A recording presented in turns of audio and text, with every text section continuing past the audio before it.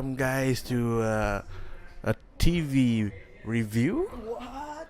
a TV series review, and on Stranger Things 1 and 2. More like we're just gonna talk about our favorite things in the whole TV series. Basically, I just binge watched season 1, and I'm currently at season 2 until episode 7, while Kelvin has finished the whole thing. Yeah, I saw season one last year, and then I forgot. I think I forgot some part. Maybe I'll remember. But I recently watched season two last few weeks ago when it was first came out, and then let's talk about season one first. So I'm gonna. I wanted to know what Michael thinks because he heard of Stranger Things before, but he never seen it. It took him one whole year to finally get to watch Stranger Things.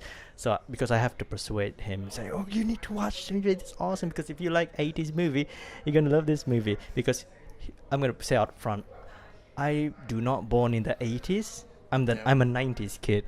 I'm a 90s too.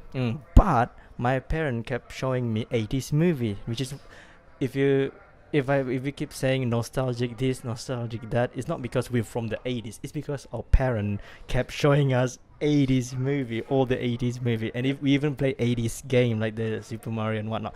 So what about the movie, the series movie? It's good. I love Stranger Things. It's one of my favorite. I mean, second favorite TV series. The first one will be Game of Thrones.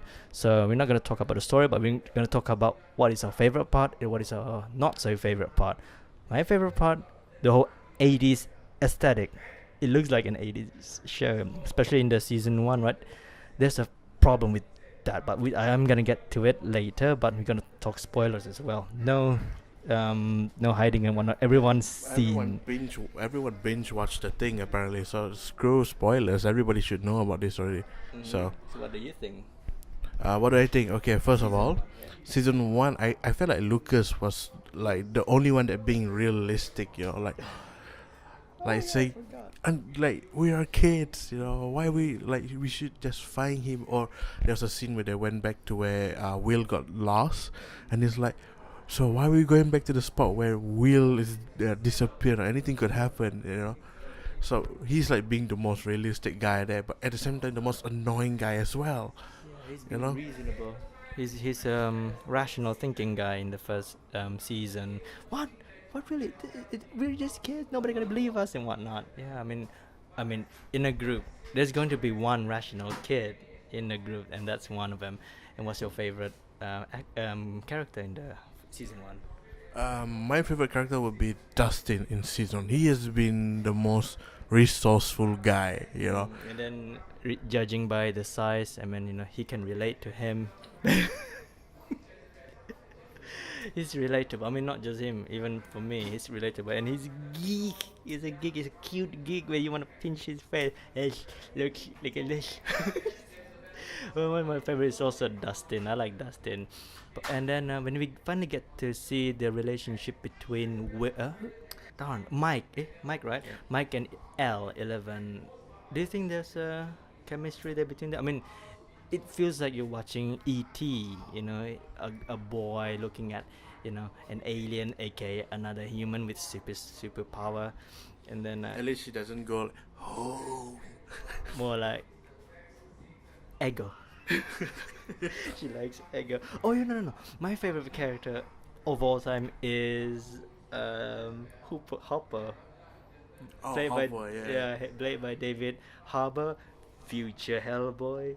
Serious? Yes, that's his big belly. Now he's a tough guy. He's working out for Hellboy. I'm excited for Hellboy because David Harbour as Hopper is my favorite part because the beginning episode, he looks like one of those laid back cop, like, I gotta find some dude.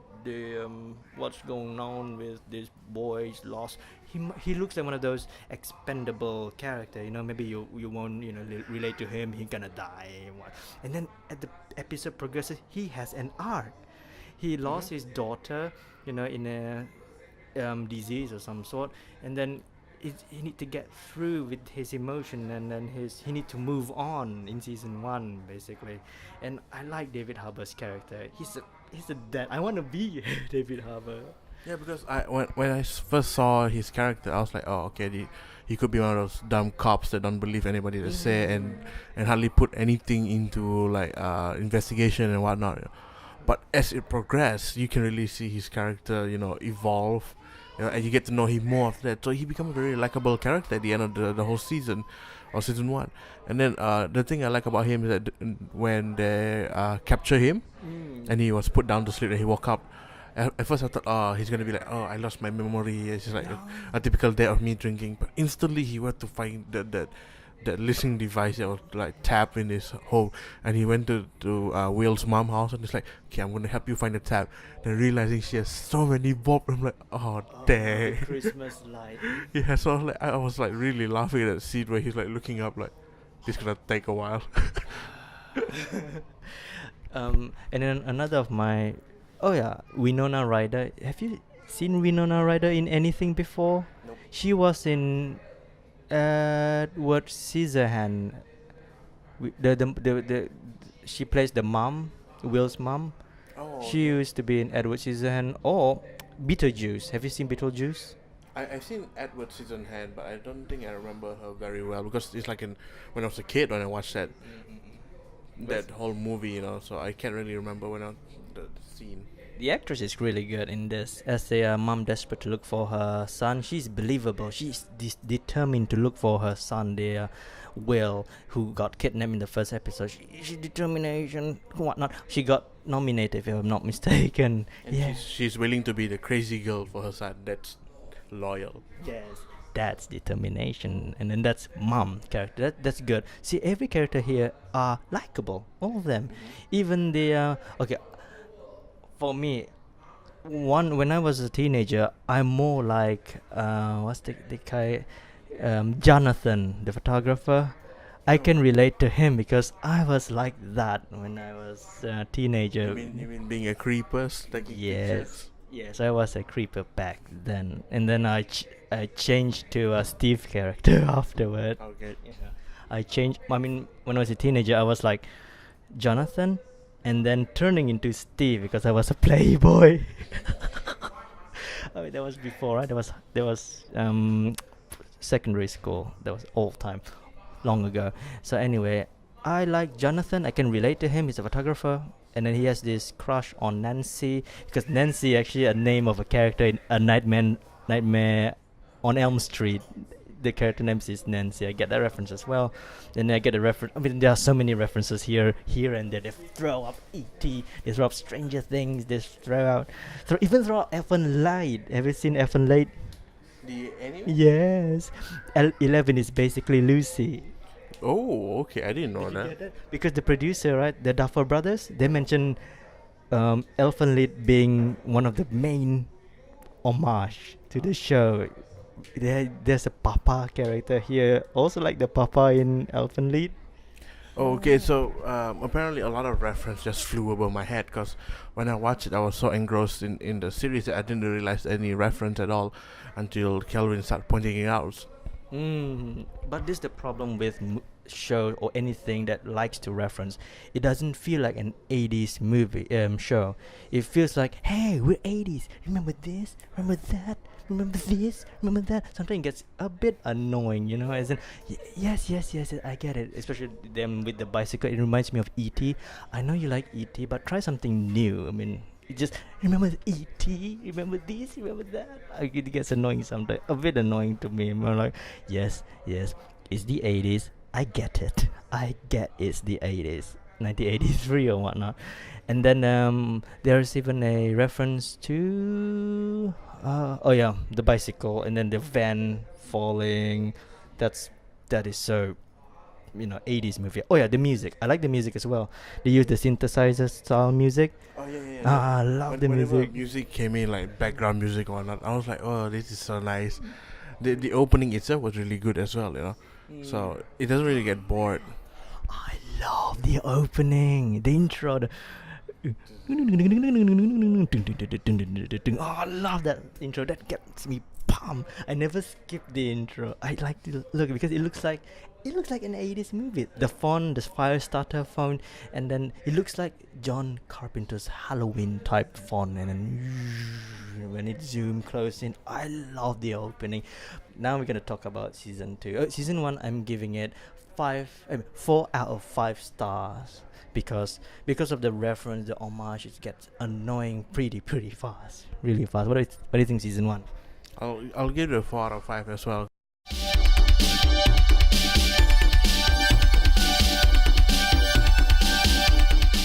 So welcome to season 2 of Stranger Things review. So Michael, you gave it 4, right? Yeah, I gave season 1 a 4 out of 5.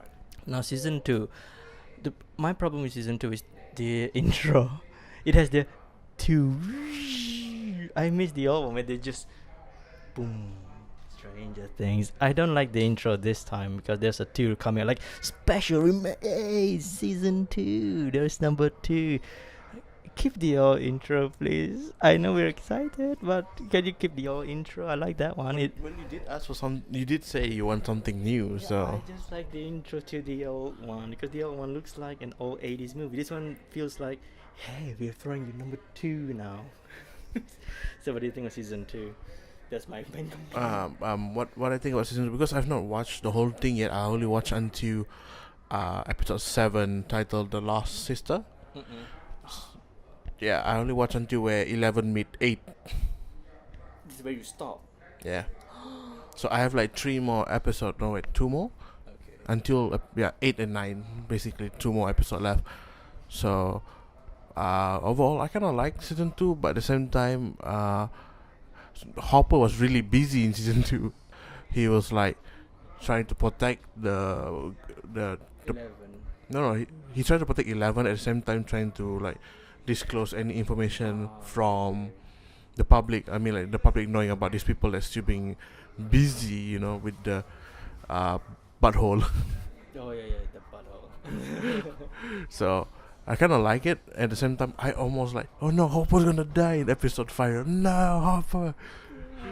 Okay. For me, I like season 2 as much as I like season 1. There are some problems as well. Like you said, the episode 7 for him. He likes episode 7 apparently. It's okay for me. Like I have no issue with it. Okay, for me it's okay for me, but there is a problem in episode 7 which we're gonna talk about later. But at least in this season, the reference, the showing of 80s stuff is toned down just a bit, just a slight tone, but still there's still many references, like the beginning episode when they play with the arcade. They're playing Dragon Slayer, and then there's Miss Pac-Man. Hey, remember the 80s? Remember? Yeah, Dragon Slayer was actually an arcade game, guys. Yeah. When I was a kid, I didn't really have an arcade place to go because my parents are a bit strict, and I only have NES, kind of like a cheap NES when I was a kid. So that's the only thing I had, and I was a very brutal I kid. feel sad for you. You get to play NES Dragon Slayer. It's not as good as the arcade because I know the NES ones. That's a game that.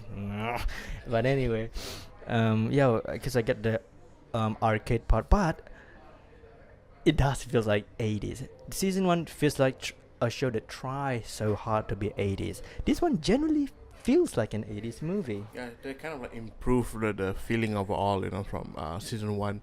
Especially the guy who handles the arcade. They are long hair. Oh, He yeah. looks 80s. I mean, he's one of those 80s. Oh yeah, totally.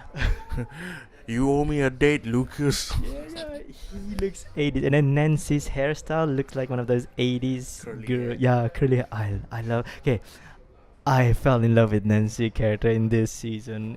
Yeah, I like the scene where she's like, "This is all bullshit." yeah. I love Nancy. I started to have a huge crush on this actress. What was her name again? Crap, I forgot because I Google her. I'm having a huge crush on Nancy character in season 2 more than season 1. Season 1 she's annoying, and then there's a Barbara character and whatnot. But her character here, I fell in love. One particular reference, because one of my favorite movie of all time, yes, Blade Runner, but there are other movies, okay? Among my favorite movie is Risky Business. Uh-huh. Her Halloween costume is from Risky Business, and then her boyfriend who plays Steve He with the glasses and then the black clothes. That's Tom Cruise. And when Oh, dang. yeah, that's risky business costume. I think the only reference I get in that whole season 2, like the first starting episode, was the Ghostbusters and Terminator. That was the obvious one there, but anything else just fly over my head again. Ah, no, but I did get risky business reference. I love that she wear that clothes with the ribbon and then the white. Oh, I love Rebecca De Mornay from Risky Business, and I love Nancy here. And then she's drunk is my favorite. No, no, it's so bullshit. Bullshit. I like her. I fell in love with her, and then I ship her with Jonathan. But for some reason, I started to root for Steve. Oh yeah, Steve was like a changed man in season 2. Yes, I like Steve here. Okay, among my favorite character, right? My favorite character of all time is Steve here. So he's my favorite character now. Him and Bob. Oh. Bob, played by Sean Astin Bob, aka the guy from Goonies, the guy from Lord of the Ring as Samwise. Bob is lovable. He's adorable. What do you think of Bob? The most helpful person in season 2. Oh, I recognize this. He was like, we're playing a game. Then he was just walking through the, I know what this is. I know what that is. Like immediately he got caught. Like he was like the right person to be calling. He was also there when Will's mom was like, how do you put this VCS tape in? It's smaller than the usual size. Oh, you gotta like use this cable and that. And it's like, can you speak English? Okay, hold on. I can relate to Bob because look at us. We are video guys, and I can relate to him. He's adorable from the start, from the get go. I love his character, and then everyone keep saying David Harper should go with Joyce. I mean, them should ship. I don't. No. No. I want Bob. Bob is adorable. I love Bob. The Goonies, man. So anyway, and then we love Bob, and then they for some reason they don't focus on Mike too much in this episode, this season. His relationship with Elle is got done. We're done with that relationship. That is in season 1. Screw you. We have Mad Max now. Oh, what do you think of Mad Max? I think she's a cool girl, but at the same time, because Dustin and Lucas is like eyeing her, so I'm like, oh no, they were bros. And then now there's a new. Now there's a hoe. There's a Just saying, not really a hoe. Yeah, there's a new love triangle in the series. For some reason, Sam kind of reminds me. She looks a bit somehow. I mean, in my opinion, in my honest opinion, she looks like Cindy. We're not gonna show a picture of Cindy who we're talking about. It's just someone that we know. So let's just skip that part and let's move on. Here's the thing: Dustin and Lucas having a crush on Max reminds me of Mike and me when we were kids. We had a crush on this one girl that we know. Her name is Cindy. She looks like Max, and then we both of us are competing for her. Kind of. It was back in the days. Back we were like Their age. Yeah, their age basically. In Stranger Things, all the kids in Stranger Things, and then Eleven's character is she's developed here. Her relationship with David Harper is the main focus of the story. Him being a father figure to her, a father she never had, she could have had, and then she being his daughter that he could have had as well. Yeah, and she was like one part where she's like, you promise you're like just like Papa. And like, oh, you're talking about that guy? I just like him. Oh my gosh, that scene where they got in a quarrel and so on. So it's quite sad when they got into a quarrel. I can relate to have David Harbour's character because I'm a control freak as well. Yeah. I broke up with my ex because of that. Because I'm a control freak in the relationship. Well, there was his relationship with Elle, a controlling father. I can relate to that because I understand him. Elle is being a bit bratty somehow. Well, that's the thing. She was being confined, you see, so she doesn't get exposed to all of this thing.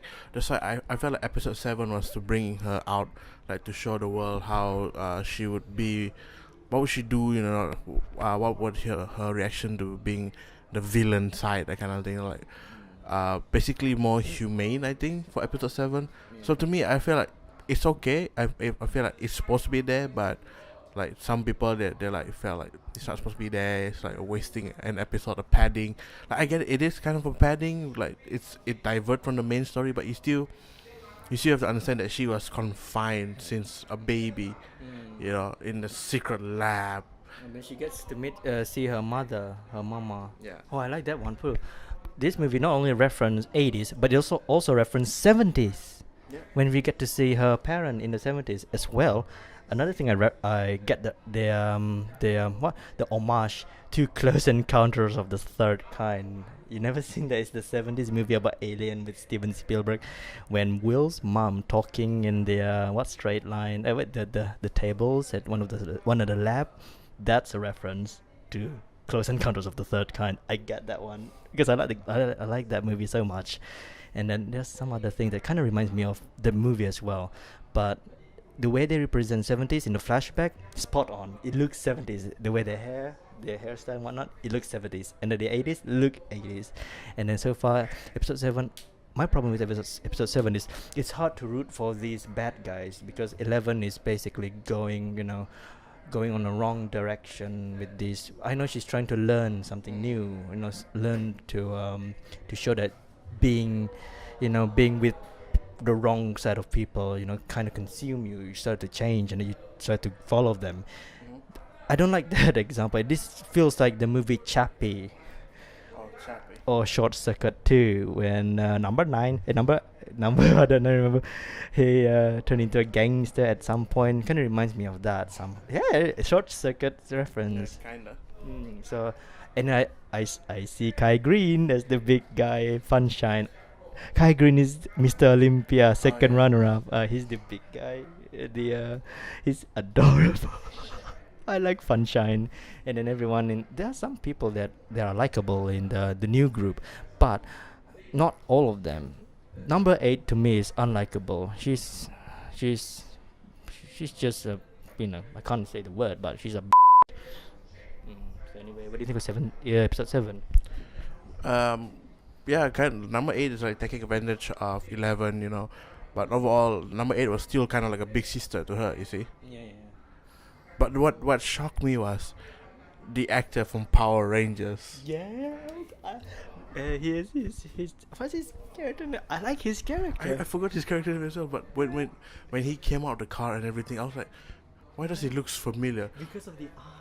Then I was watching, somebody was talking about episode 1 review, and they're like, oh shit, that's the guy from Power Rangers. He's Jason from Power Rangers. I like his character. So he was being the new douchebag, after Steve was like being normal.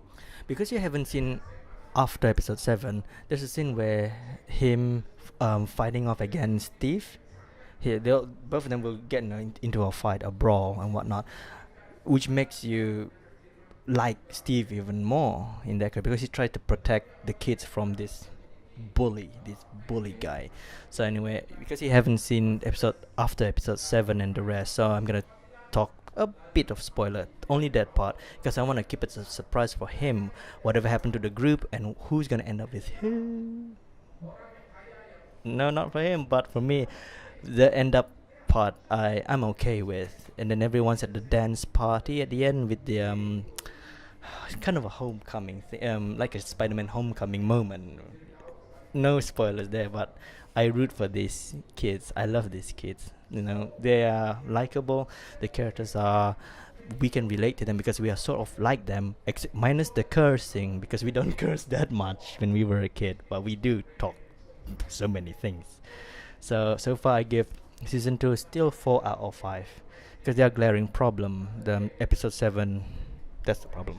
Well, I can't really give a rating because I've not done watching it yet. So my rating would be like, for what I've seen so far, like a 4 out of 5 as well.